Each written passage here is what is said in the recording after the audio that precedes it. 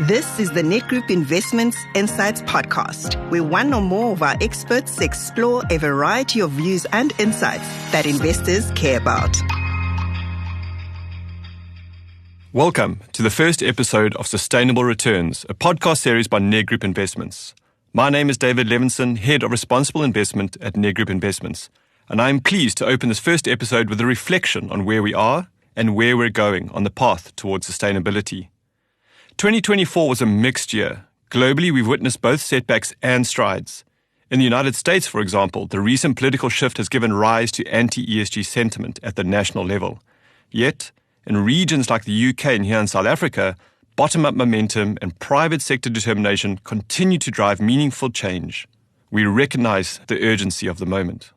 In a recent presentation by Johan Rockstrom, the leading author of the Planetary Boundaries Framework, he noted that the climate crisis manifests itself first and foremost in floods and droughts. This was most certainly evident in 2024 as the world came to terms with several economic costs attributable to a warming world.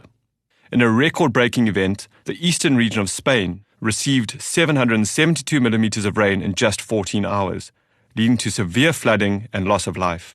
According to a study published in Advances in Atmospheric Sciences, scientists found that climate change made events just like this twice as likely. Dubai experienced its heaviest rainfall in 75 years over a 24-hour period, causing widespread flooding and infrastructure damage. While closer to home, persistent droughts affected large parts of southern Africa, severely impacting agriculture and water supplies. And if that wasn't enough, we also need to face the reality that comes with the oceans heating up, which is the probability of more frequent and often out-of-season hurricanes. Hurricane Helene struck in late September 2024, causing extensive damage and resulting in mass loss of life.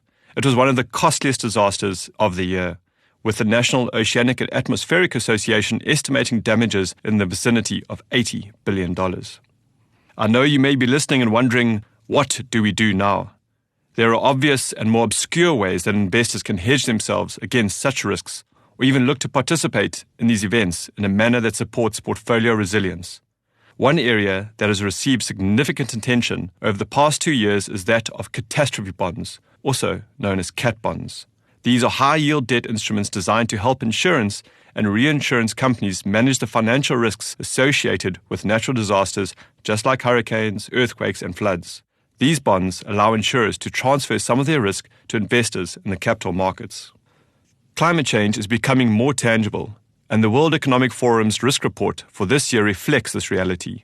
While misinformation and disinformation top the list of short-term concerns, the longer-term threats are rooted in environmental degradation, biodiversity loss, and resource depletion, such as water, for example, a resource so foundational that its scarcity ranks among the greatest future risks.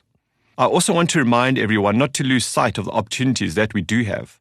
Transitioning to a low-carbon economy will require investment in renewables, energy infrastructure, and grid resilience. As we face this polycrisis, we must remember that our choices now will define our legacy. At Nedgroup Investments, ESG considerations are deeply integrated into our investment process, not for show, but because we believe this is the path to long-term value for our clients and for our planet. Thank you for joining me and listening to this first episode. Stay tuned for the next episode of Sustainable Returns, where we unpack more insights and key movements and trends in the responsible investment space. This podcast is for marketing purposes only. The information contained in the podcast or video was for information purposes and does not constitute advice, recommendation, or an offer or solicitation to purchase or sell any funds or strategies to any person in any jurisdiction in which the offer, recommendation, or solicitation to purchase would be unlawful.